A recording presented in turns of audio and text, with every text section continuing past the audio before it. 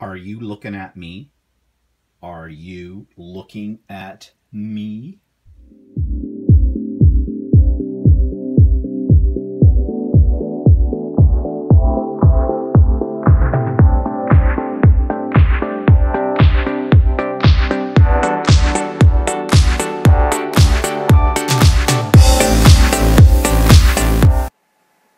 Hi, it's Stephen here for Bland Designs, and this is about my third attempt this morning to try and get my vlog recorded, and every time I start it up, the phone rings for some reason. It's just that kind of day.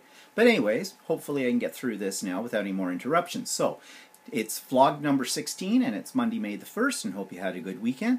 So what have I been doing? Well, I've been carrying on working on my poured acrylics, and here's my latest. And as you can see, I've got a lot of these things called cells.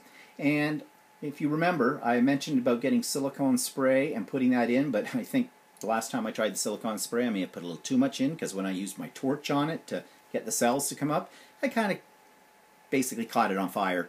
So, and that in itself is a neat technique as well. It's just a little dangerous. But anyways, this time what I did was I poured, or I sprayed some of the silicone spray into a little plastic bottle so I could drip it out, and that gave me a lot more control, because you don't need very much of it into your paint, and it didn't catch on fire this time. So this worked out pretty nice. I'm not sure which way this should go, this way or that, but actually I made two of these. And the reason I made two is because, just go back over here, I had this idea of making a mixed media piece. Now remember I told you about those special paints that I bought by PBO, and that when you pour them onto things, you can get some really neat effects. Well, this is a glass microscope slide, and this is a tiny little canvas. I think I bought them at the dollar store, and they take about 3 days. But I used quite a few of the colors, just dripped them on, and this worked out really nice. Nice pieces here. Well, I did some others as well, and this is the end result. This piece right here, get the glare off it.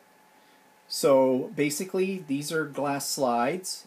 These are plastic fragments by Tim Holtz. They're called fragment pieces. Something, just little plastic things. They come in a random selection of sizes. Same with these down here. These two pieces were my experiments, I don't know if I ever showed those to you or not, in wire wrapping and wire weaving. The same with these. This is wire wrapping around the microscope slides. Actually, these microscope slides do not have this paint on them. These I had done with alcohol inks, and then I used some colored wire and wrapped them around. So I put them all on here, and you know, it's kind of random, but I kind of like the end result. If anything, the colors are pretty in it, I think. So that's my mixed media piece, and yeah, it's been a lot of fun doing that. Also, I did another piece. Let me just show you here. This is a little tiny canvas. Again, and it's just poured medium. Actually, what I tried to do with this was I got some crackle gel. You've probably heard of crackle paste. It's a white paste. You spread it on fairly thickly onto a surface. You let it dry. It cracks, and then you can put color in the cracks and things like that. It looks sort of like weathered, distressed look. Well, I thought, I wonder what happens if I take this stuff and mix it in with the acrylic paints for a pour. My theory was that maybe it would crack. It didn't.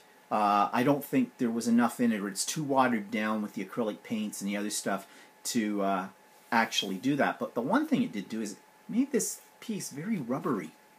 Yeah, I can sit here and bend it. It feels like rubber now, so that's kind of weird. So I'm thinking what I might do is, now this is dry, I might take some of those PBO paints, the Prismy paints, drip them on here and see what happens when it's on top of it. Hey, what the heck? Experiment. So stay tuned. I'll show you the end result of that. So those are my poured acrylics, and of course you saw in my little teaser I have finished my shoe, and there it is. And this one's just for fun. It's whimsical.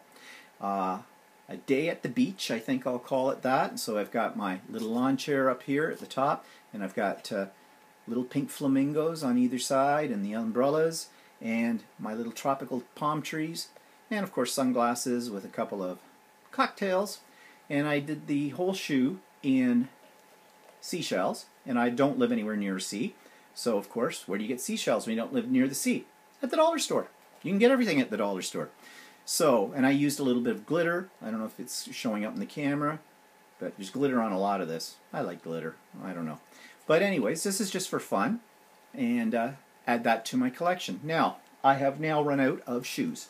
So I will need to go off to Value Village and see if I can pick up some more shoes. Okay, so that's what I've been up to. I also did a little bit more reorganizing in my craft room. My rubber stamps, I'm sorry here, my nose is a bit itchy. My rubber stamps, my Tim Holtz rubber stamps, I was keeping them in the Tim Holtz binders that he's designed for those rubber stamps because they come on plastic sheets. The problem I had with the binders, they look really nice and it's very neat on your shelf and the whole bit is, but every time you want to use a rubber stamp, you have to open up one of these binders, they all zipper up, leaf through them, and try and find it. It's not that convenient.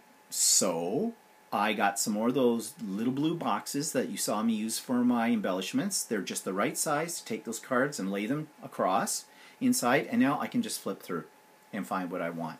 Of course, now I've got about 7 or 8 of these empty and relatively expensive binders. I think they each ran around $35 a piece when I bought them. So they're sitting in the what I call the annex. And look on a past blog, you'll know what I mean by the annex. Basically my junk room that has stuff that I don't know where else to put. Sitting out there now, and I don't know what I'm going to do with them. But I don't want to get rid of them because I did spend a lot of money on them, and they are nice. They are nice little binders. I don't know what I can do with them. I don't know, maybe do something with mixed media with them. I don't know. Yeah, think about it. If anybody has any ideas, send me your suggestions. Okay, so that's what I've been up to, my current projects. Let's see. YouTube channel of the week. Let's talk about that. This week's YouTube channel is Craft Test Dummies. I've mentioned this YouTube channel before in other vlogs, but it's a really good site if you're wanting to know about new products and how they compare to similar products. Jenny, who runs this site, is constantly testing out all kinds of new products, and she gives a very honest and straightforward review of these products. She is not usually sponsored by any of them, so it's very objective. And I find her comparisons very good to watch as well. So she'll take a new products, for example, say Scribble sticks, and she'll compare those to, say, Tim Holtz's distress crayons. So she compares similar products. So if you have never seen this YouTube channel, look for it. All you have to do is do a search, Craft Test Dummies, and you'll find them. And she has literally hundreds of reviews of products. Okay, that's a great site to go to. Okay, so that was my YouTube channel of the week, and now it's time for my popular segment, if you wish. I don't know if you guys like this or not, if you think it's it's a bit humorous, I guess, but it's my What's Pissing Me Off This Week. And I want to talk about grocery shopping. I hate grocery shopping. Why? I like food. I need food, so it's a necessity. However, why do I hate grocery shopping? Because I hate the checking out system, okay? And here's why. Now, I'm going to say on the outset that most of the time, and I know I'm on very unsteady ground here, but a lot of times this pisses me off thing that I'm about to tell you has to do with women more than it does with men. Now, I have been in situations where men have done the same thing, okay? I'm just saying, but maybe it's because more women do the grocery shopping for their family than men do. I don't know. So I'm not trying to be misogynistic. I'm not trying to be a sexist pig or anything here when I say this. So I'm not even going to refer to women in this. I'll say people. And here's what pisses me off. So you're standing in the line at the grocery store. And where I get my groceries is the Great Canadian Superstore. And they used to bag your stuff for you. But they decided that it was more efficient, I guess, to have 2 conveyor belts and you bag it all yourself. Well, here's what happens. You're standing behind somebody.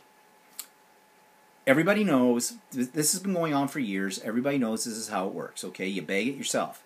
Instead of, as the stuff goes through the scanner, gets onto the conveyor belt, goes to the end of it, instead of going to the end of the belt and start bagging their stuff up there while the rest of it's being checked out, they stand there and stare. Sometimes they have a conversation. Oh, I just love the checkout people who decide to have a conversation about what you've bought. Like, oh, I've seen those, but I didn't know what those were like. What did you think of those? Oh, really? That's such a pretty color. Oh, I tried those. Those are delicious. Oh, you're going to love those. Oh, here's a recipe tip. Yeah. Meanwhile, there are 10 of us standing in the line trying to get the hell out so we can get our groceries paid for and get on with our day. And we're sharing recipe tips about some product that they saw in your shopping cart. Okay. But then, they're still standing there staring. Their stuff is piling up. It's not going to bag itself. Then they decide, oh, okay, so they have to pay for it. Alright, so they stand there. They watch it come up. Now, I don't know about you, but I'm pretty used to the fact that at some point in the whole process of shopping for your groceries, you're going to have to pay for it. So I usually have my wallet or my credit card or my Interact card, whatever, out, ready to go. As soon as she hits that total, bang, here we go. No. A lot of these people stand there and they look at it and she goes, that'll be $152.95, please. Is that cash, charge, check, blood, firstborn? What? And they stare and they look at it and go, oh yeah, so then we have to root around and find our wallet. Now, for a lady, usually that means rooting around in her purse. And so she roots. And she roots some more. And eventually she finds the wallet and then she has to start the checkout process. Which, I'm not even going to get into that because that can be a whole variety of things. But really, let's be prepared. This is not a surprise. You do have to pay for your groceries. So let's have it out. Let's move on. Then we decide that we're going to now have to bag up our groceries. So you know somebody else is being checked out. They've got the 2 conveyors. Your stuff's on one. They're putting the stuff for the next person on the other one. But you're standing there in this narrow little aisle that's only enough room for a cart and you don't move your cart out of the aisle and put it at the end and start bagging your stuff. No, you stand there and start bagging your stuff from there and leave your cart. Then I get a nasty look when I ask, excuse me, would you mind if I could just get around you? I want to start bagging my stuff. And then I get this look like, oh, excuse me. Well, you know, there's all these people behind us. My idea is, I don't want to hold those people up. I want to get out, so I start bagging. And away I go. Also, they're the ones who have 5,000 bags with them, and it's like they're categorizing each of their items. Like the meat is going in one, the hair product's going in another, the toothpaste goes over here, canned goods in this one, baked goods over here. You're not moving across the country. Throw it in the bag, and let's go. Alright? Yeah, sure. You don't want your eggs at the bottom. I get that. Okay? I learned the hard way. But, really? Come on. You can be more efficient than this. And the other thing that pisses me off about grocery shopping is when I just go in for 1 or 2 items, and so I go to the express line, and the express line says 1 to 8 items. And then someone in front of me has like 15 or 20. Now, okay, mind you, 3 of those items are a green pepper or a red pepper or a yellow pepper. But there's no categorizing here. It says 1 to 8 items. Items. 1 pepper counts as 1 item. 3 peppers do not count as 1 item. There are 3 of them. And what really pisses me off about that is that the people checking these ones out that have all this stuff say nothing to them. Nothing to them. Now, I made the mistake once of actually saying something to someone ahead of me in the line who had about 20 items, and I was, yeah, I'll admit it, I was not kind, I was sarcastic. I says, oh, I guess we can't count. It says 1 to 8 items. I got a look, and it was a look that just eats right through your soul. It's the kind of look that, okay, not being sexist here, but it's the kind of look that only a woman can give a man, okay? Just burns right through your soul. Okay?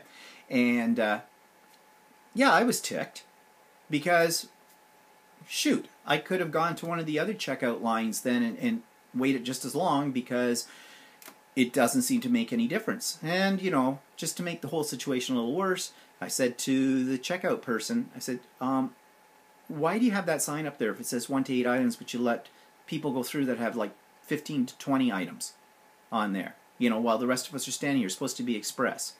The answer I got was, well, I don't know. I guess we just, you know, we just assume that people will understand. No, apparently they don't. But anyways, that's what pissing me off this week is all about. And how can I get around all this stuff? I don't know. Stop grocery shopping. Do it all online. I don't know. One way or the other. So, that's what's pissing me off. All right, let's move on to some product reviews. I finally got them. Where'd I put them? Oh, right down here. I saw these being demoed at CHA, and I had to have them. And I ordered them in January, and they finally released them, and I got my set last week. And these are the Scribble sticks by Dina Wakley. And they look basically like water-soluble crayons, and they are water-soluble, but they are not. They are not crayons. There's no wax in these. They do a really nice job, and she claims that these will write on top of acrylic paints. And so I did try it, and they do. I found the colors in them. Well, bear with me for just a second, because I actually did swatches.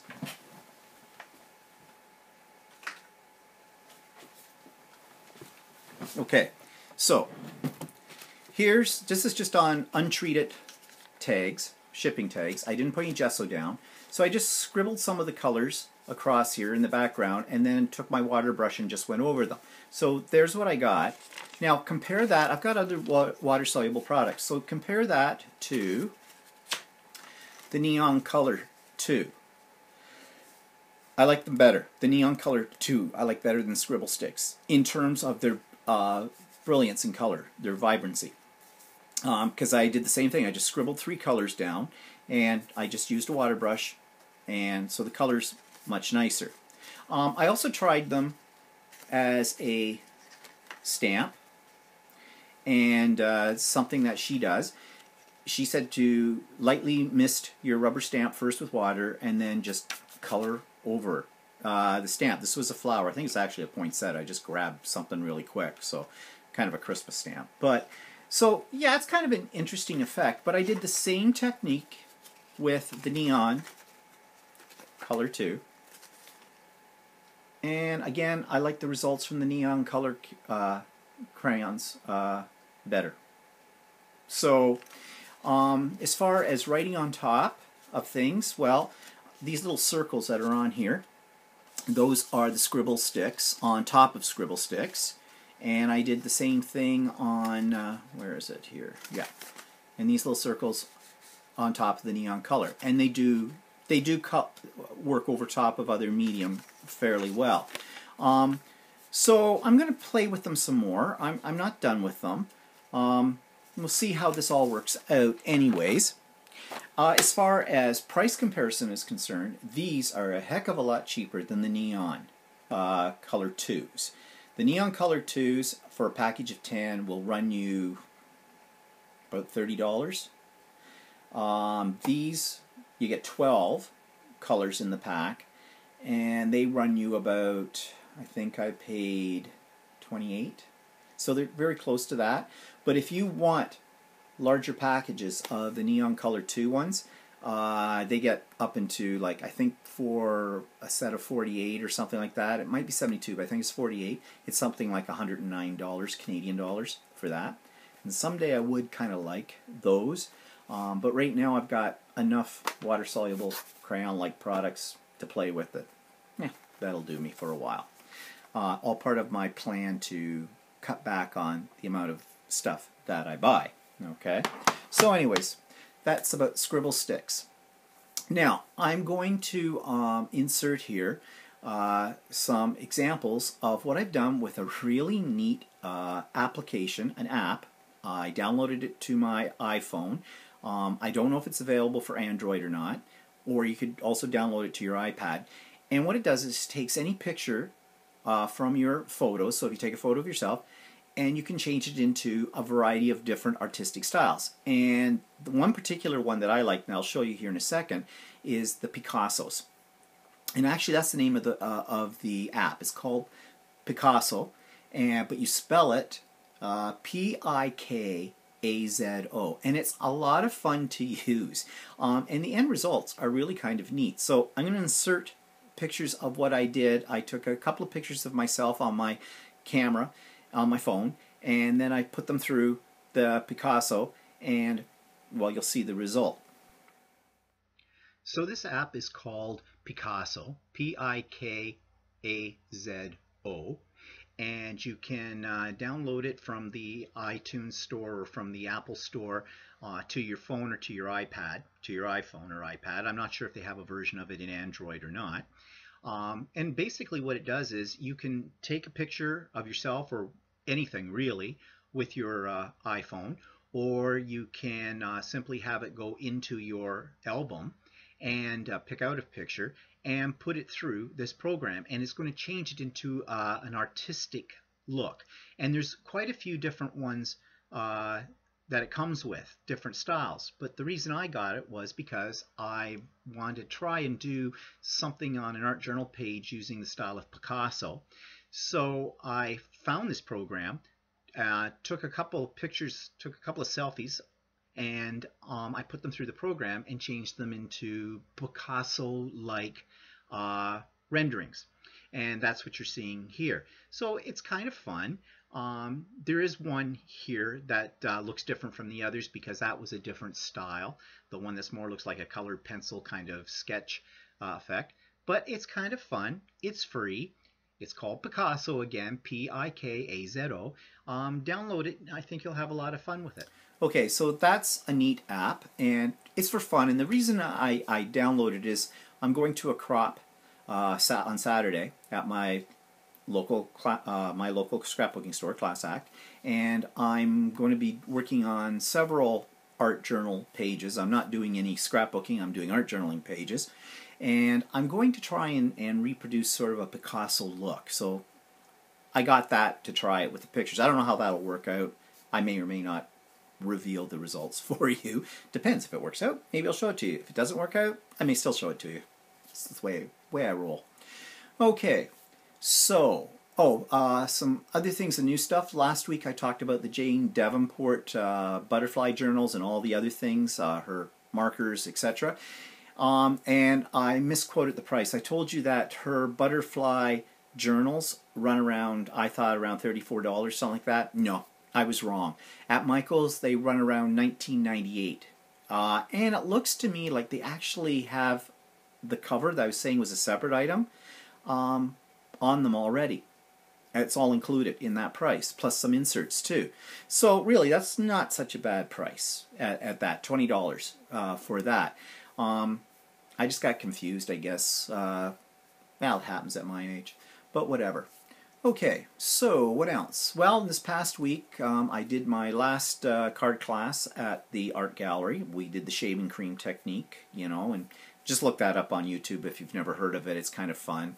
They had a good time with that. It's a bit messy, but they created some really nice cards using that technique. And I don't know if we're going to be running any more of these classes at the art gallery. We started these classes as something for the volunteers to do, to meet other volunteers because we all work in different departments. And it was also a way to create a stash of cards that the staff at the art gallery can use as thank you notes or whatever for various things that take place at the art gallery. They've got quite a crop of them now, so I don't know if they really want any more. Maybe come the fall, I might suggest to them that maybe I run some more classes for volunteers, but this time I'd like to maybe move away from cards and more into art journaling, mixed media, things like that with them. So we'll see. I'll bounce those ideas off of them. I mean, I have to take this slowly because, you know, I'm starting to get them to come around to the idea that what we as crafters do is art as well. It's just not Monet or Renoir or, you know, Van Gogh, but it's still art. And I have a rant about that somewhere on my channel too that I did a year ago or something. You can find that out. But anyways, they seem to be slowly getting the idea that maybe, yeah, what we do is a form of art. And so I'm slowly getting around to that idea, I guess. Okay, what's coming up this week? Well, we've got RMG Fridays, which is the once-a-month event at the art gallery, and usually I do nutshell tours. And Walter, now he's official volunteer too. He's usually security, sort of a thing. Don't touch that. Cut off your fingers, that kind of thing. No, he's not really that bad. That would be more me doing that. But, you know, anyways, that's what he does. What else? Oh, yeah, well, it's all about abstract art. In fact, today, this afternoon, I'm going over to the art gallery to be briefed about the new installation. It's all abstract art. I'm really kind of looking forward to that. I just don't know what I'm going to tell people about it, because I don't have an art background. You know, I don't have any degrees or anything in that, but I have been trying to educate myself about abstract art through YouTube, and I have found a lot of interesting videos, documentaries about abstract expressionism, which is actually what our abstract art is formally called, which there's something I learned. I didn't know that. You always hear about people talking about abstract, but it's actually called abstract expressionism. But a lot of interesting stuff there. So I'm sort of self-educating myself because basically I have to come up with what I'm going to tell people when I take them on these nutshell tours. So it's either that or we just play Where's Waldo in the abstract, or, you know, with the adult groups, turn around and say, hey, if you look at this really closely, you're going to find somebody naked in there. Just look at it. Whatever. You know, they probably believe me. They probably even pointed out to me, oh yeah, there, I can see it. There, you can see the form, you see that? Yeah. Okay. What else is coming up? Oh, it's going to be a busy weekend, starting on Friday, because Friday night's RMG Fridays. Then on Saturday, all day, I'm going to class act for an all-day crop, as I've already mentioned. I'm going to be working on my art journaling stuff. And then the next day, I'm at class act again, because I'm doing a class, another one in my series, Art Journal Class Number 9, with my peeps there. And that'll be the last class that I'll be doing until after the summer. With that, because when you get into June, July, and August, the nice warm months, people are going off to their cottages, things like that. So we put it on hold for a little while and then start up again in September. So, final thoughts that I have. Well, I just wonder, something I've been wondering, can you go too far in a commentary in a vlog? You know, I'm very conscious of my audience. I try very hard not to offend anybody. But having said that, you know, you're still going to offend somebody. And I hope I don't in my vlogs. But, you know, not everything is nicey nice all the time. And when I do my What's Pissing Me Off, like today, some of you might think I'm being chauvinistic or a sexist pig in the comments I made there. That's not my intention. But, you know, I'm not very good at being politically correct, because you can be too politically correct and never say anything then. So just shut up. Why do a vlog? To me, a vlog is where you are getting personal with your audience. You're using this form of media to, you know, convey your interests and your thoughts, helpful tips, things like that.